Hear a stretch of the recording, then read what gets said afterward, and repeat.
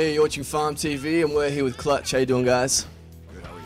Very well, thank you. So you guys out here with the Soundwave Festival. How's that treating you? It's good. We've only done 2, right? Killer, and you guys have 9 albums under your belt. With the show, are you guys giving everyone a bit of a taste of everything, or are you playing the most recent?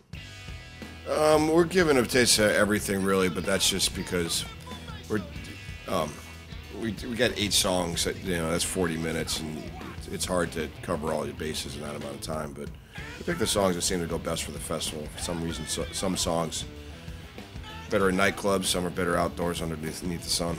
I can't tell you why though. Being around for such a long time, when so many bands just come and go within a year, 2 years, what do you guys attribute to the longevity of Clutch? I think it's just touring for us. What's changed for you guys as a band between your previous record in '07 and your latest one in '09? Well, we had some keyboards and harmonica and additional guitars on the last record, Beale Street to Oblivion. And then that left the picture.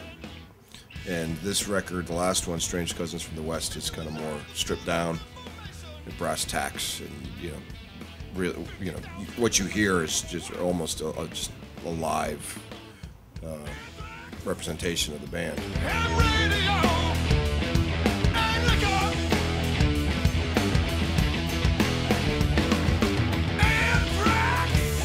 You've shared a producer with the likes of Caius, Tool, and Queens of the Stone Age.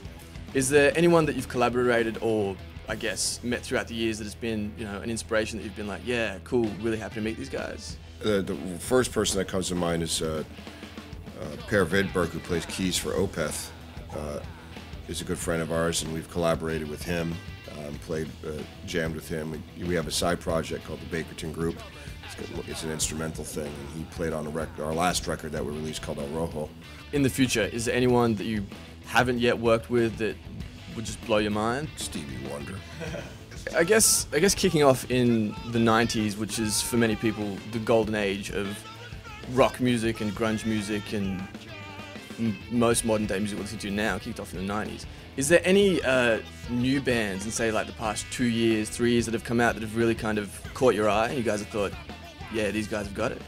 Mastodon's a metal band that we've done a lot of shows with. They're a fantastic band. I think they've, in hindsight, years from now, they'll be looked upon as a major influence on metal these days. I think I hear a lot of bands mimicking them already. There's also a lot of R&B and stuff like the Budos Band and Sharon Jones and the Dap Kings that are doing kind of more of an R&B thing that I think is really cool. Sure. Any Aussies catching your eyes, or? We're actually playing with 2 great Australian bands. Well, we did one. We have the Fumes playing with us on our one-offs, and they're really good. Yeah, Smokestack Orchestra, and they were really good as well. For a crowd that may never have seen you guys live, what can we expect? Straight ahead, heavy rock. Usually interrupted with beer drinking.